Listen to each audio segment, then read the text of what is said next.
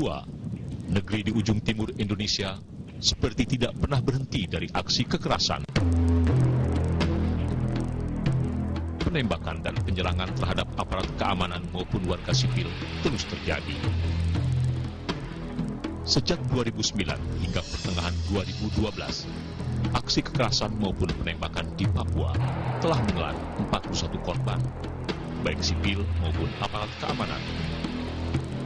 Khusus tahun 2011-2012 saja, korban warga sipil mencapai 26 orang dan aparat keamanan 14 orang. Namun demikian, aksi kekerasan di bumi Cendrawasih itu seperti tidak selesai hingga ke permasalahan pokok. Klaim pemerintah menggunakan pendekatan kesejahteraan di tanah Papua ternyata tidak sesuai dengan kondisi di lapangan. Pendekatan militer masih banyak dilakukan untuk meredam kekerasan dan melakukan pengamanan di Papua.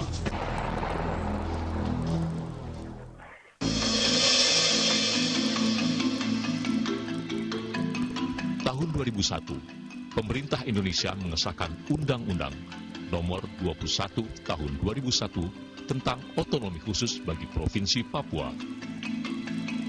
Lahirnya otonomi khusus ini dilatar belakangi oleh faktor belum berhasilnya pemerintah dalam memberikan kesejahteraan, kemakmuran, dan pengakuan terhadap hak-hak dasar rakyat Papua.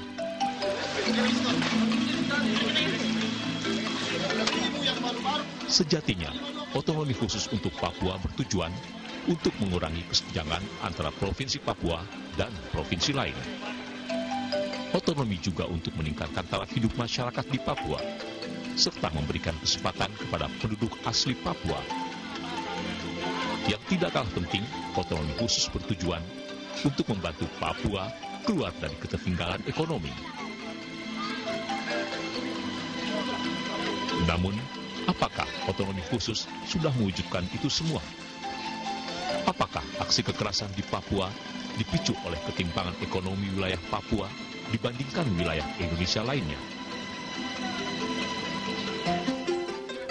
Berbagai kalangan tokoh gereja di Papua, seperti Persekutuan Gereja-Gereja Baptis Papua dan Badan Pengurus Sinode Gereja Kingmi menilai begitu banyak kepentingan politik dan ekonomi di Papua yang sehingga selalu mengabaikan kepentingan sosial, hukum, budaya, bahkan perdamaian. Di sisi lain, wacana Polri menerapkan undang-undang teroris bagi para pelaku aksi penembakan kontan menimbulkan reaksi negatif karena dianggap tidak tepat, bahkan bisa jadi jika diberlakukan bisa memicu kondisi lebih keruh. Semua berharap aksi kekerasan tidak lagi terjadi di bumi Cendrawasih. Jika tanah Papua kembali damai, kesejahteraan warga pun segera terwujud.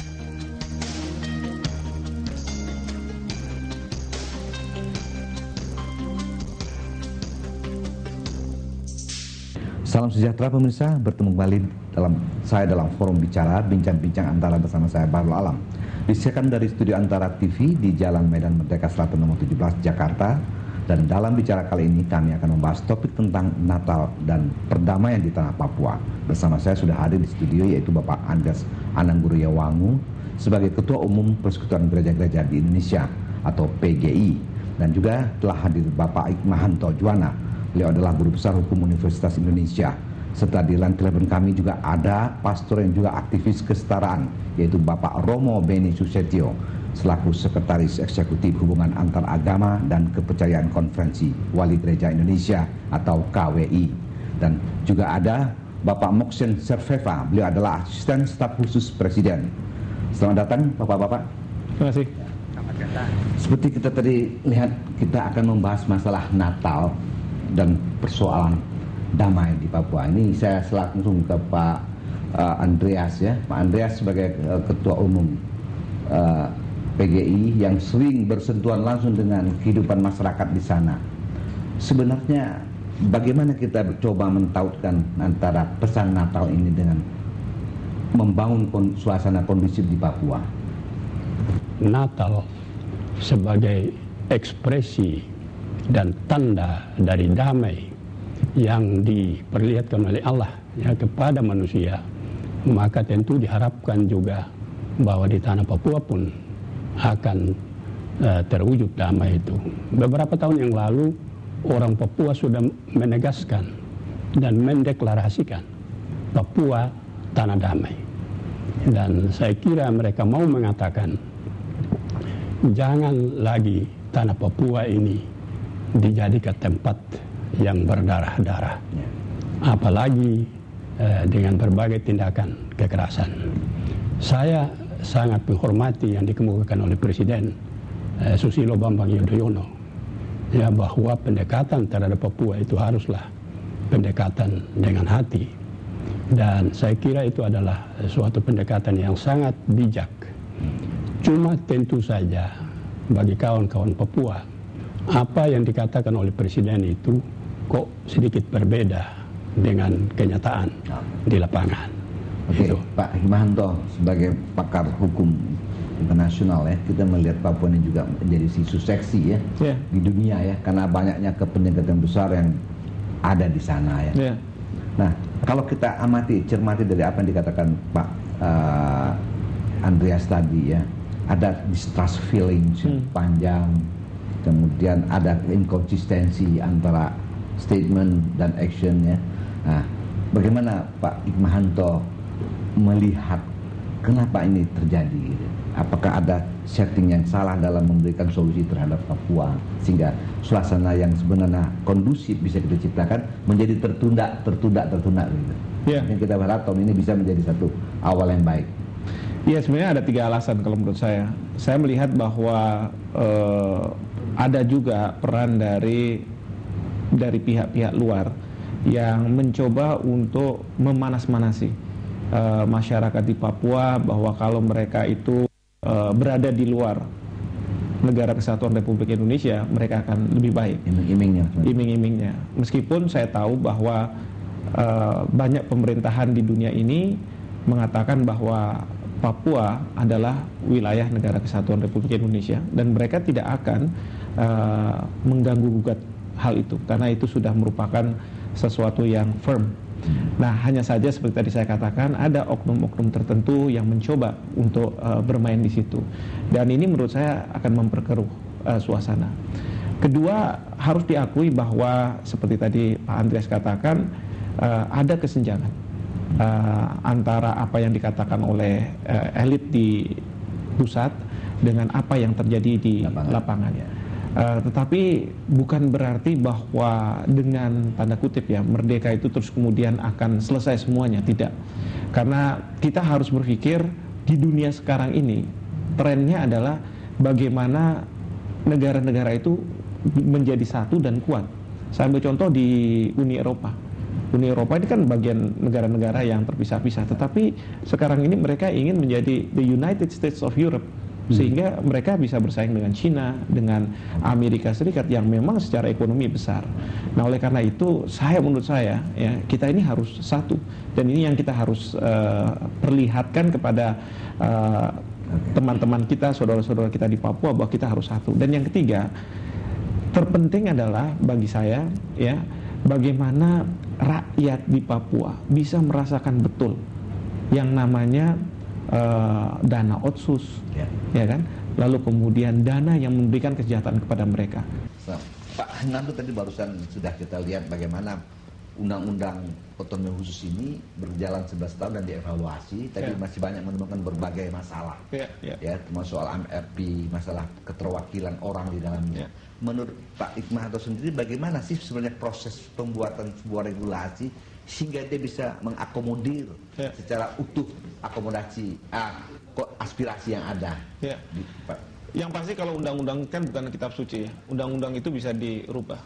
Dan yang pasti juga adalah sudah ada torehan tinta tahun 2001 untuk diadakannya undang-undang otonomi khusus bagi Papua. Nah, evaluasi sangat penting. Dan dari evaluasi ini akan muncul kelemahan-kelemahan yang terjadi atau yang ada di dalam undang-undang otsus ini. Tadi Pak Andreas sudah mengatakan, dengan adanya perkembangan baru di mana ada pemekaran yang seharusnya MRP itu hanya 1, sekarang menjadi 2. Dan itu tentu dianggap sebagai kenapa terjadi duplikasi katakanlah gitu, seolah-olah ada MRP di Papua Barat, dan kayak partai ya jadinya. Seperti itu. Belum lagi nanti di dalam proses penunjukan anggota, ya, yang mungkin tidak aspiratif. Jadi yang ingin saya sampaikan adalah dalam konteks membenahi regulasi ini penting juga yang namanya bottom up proses, dari bawah didengar sampai kemudian dilembagakan di atas.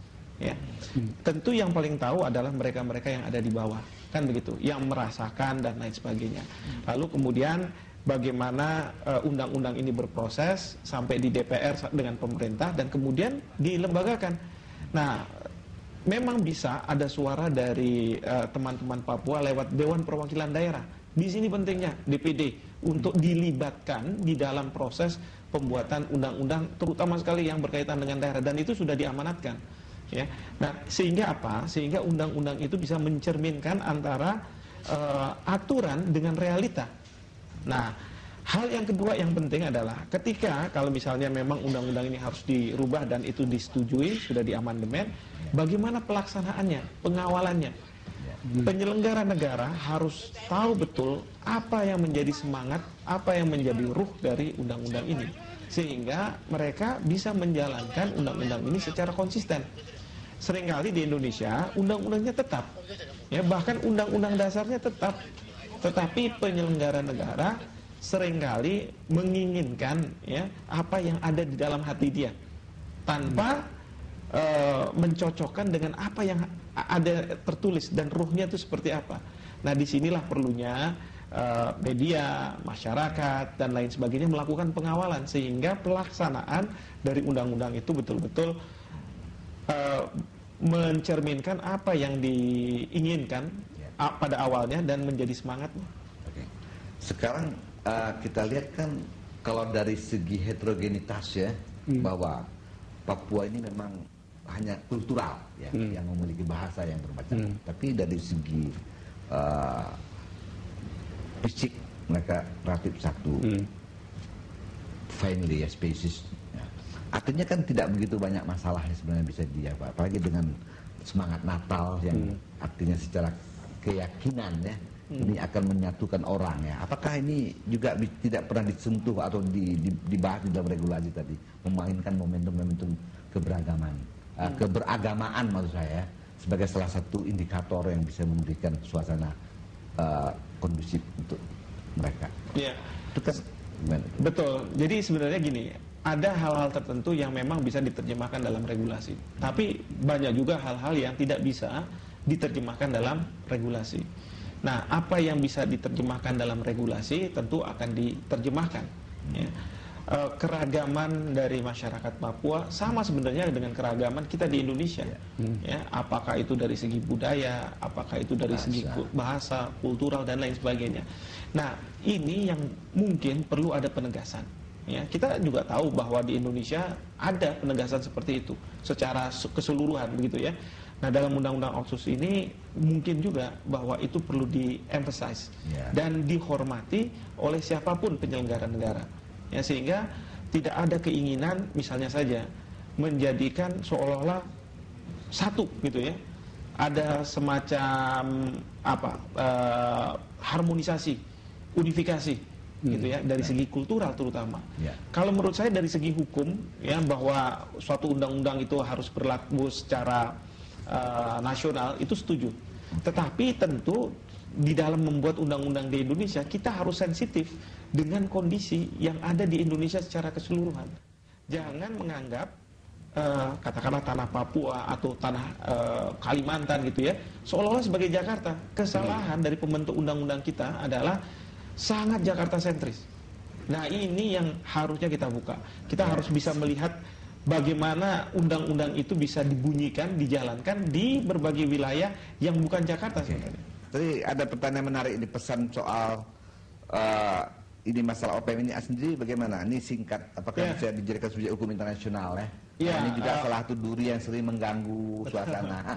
OPM tidak bisa dianggap sebagai subjek hukum internasional dan alasannya karena OPM tidak diakui, tidak ada negara-negara di dunia ini yang mengakui OPM sebagai satu pemberontakan yang tanda kutip gitu ya mempunyai status sebagai subjek hukum internasional. Kedua yang perlu juga dipahami, tadi saya dengar bahwa bagaimana dengan penerapan undang-undang terorisme. Sebenarnya undang-undang terorisme itu bukan berarti melegitimasi kekerasan, bukan. Tetapi bagaimana kepolisian, kejaksaan, pengadilan bisa memberlakukan ketentuan ini bagi mereka-mereka yang memenuhi unsur-unsur melakukan misalnya teror dan lain sebagainya, yang membahayakan keselamatan masyarakat dan artinya di sana pun boleh dilakukan undang seperti itu terhadap gerakan-gerakan seperti itu kan. Betul. Dan ini perlu ada ketegasan seperti ini. Kenapa? Karena yang menjadi ancaman perdamaian itu adalah aksi-aksi kekerasan yang tidak tahu tujuannya kemana begitu ya. Itu yang masyarakat tentu harus dilindungi oleh negara dan negara mempunyai kewajiban untuk itu. Pak Andres mungkin punya closing statement kita tentang hasil tema kita tentang bagaimana damai dan Natal ini bisa diwujudkan di Papua. Artinya momentum Natal ini sebaiknya dipakai untuk melakukan percakapan, ya, atau istilah kerennya dialog antara Jakarta dan Papua. Karena bagaimanapun percakapan itu jauh lebih baik daripada katakanlah semacam konflik lalu menimbulkan, kalau tidak terbuka satu terhadap yang lain, saya kira akan menimbulkan kecurigaan. Ya, kecurigaan yang menumpuk-numpuk menimbulkan kekerasan dan seterusnya. Lalu hal yang kedua, saya ingin menyerukan kepada pemerintah Indonesia untuk tidak secara mudah melekatkan stigma separatisme kepada orang Papua. Barangkali orang Papua itu hanya ingin berjuang supaya dia diperhatikan, supaya keadilan itu lebih diperlihatkan. Dan kalau langsung di stigma sebagai separatis, saya kira ini terlalu berat. Maksudnya Pak Andres itu antara OPM dengan orang Papua berbeda kan? Ini ada dua. Karena di sini ada OPM. Masyarakat Papua. Jadi maksud saya tidak secara mudah kepada setiap orang yang memperjuangkan keadilan, kesejahteraan, lalu separatis. Lalu orang tidak berani lagi untuk berbicara secara terbuka karena takut dituduh sebagai separatis. Dan gereja-gereja di Indonesia yang tergabung di dalam PGI sudah menegaskan itu dan menyerukan kepada pemerintah Indonesia jangan secara mudah melekatkan stigma separatis. Jadi Pak Andres sendiri optimis ya kalau kita konsisten untuk memberikan antara sinkronisasi antara section dan statement itu, insya Allah solusi damai Natal di Papua itu bisa dilakukan. Saya optimis dan itu tidak bisa hanya dalam 1-2 hari. Ya. Itu harus terus secara konsisten ya, dilakukan. Nah, tadi ada pernyataan yang menarik dari Pak Motion. Ya. Perlu orang seperti Jokowi katanya kan, para pemimpin di sana. Saya pikir ini tren baru ya. Ya, memang Jokowi sudah menjadi simbol ya. Jadi bukan soal Jokowi, tapi perilaku pemimpin yang berpihak kepada kepentingan rakyat, mencopot semua atribut-atribut yang luar biasa itu ya, tapi menjadi biasa dengan rakyat. Nah ini mungkin kita langkah ini Pak. Saya pikir ini mungkin pesan baik sekali dari Pak Muhsin tadi. Mudah-mudahan ini bisa menjadi sebuah inspirasi buat bangsa ini. Dan di Papua suatu ketika kita bisa menjadi Papua yang damai ya. Pemirsa, demikian bincang-bincang kami kali ini. Semoga perdamaian abadi dapat tercapai di bumi Cendrawasih dan tak ada lagi kekerasan yang harus mengorbankan warga baik sipil maupun militer. Semoga kesejahteraan juga dapat segera dinikmati oleh seluruh warga di tanah Papua. Demikian bincang-bincang antara kali ini. Sampai jumpa lagi dalam dialog dengan topik bahasan yang tidak kalah menarik lainnya. Terima kasih dan sampai jumpa.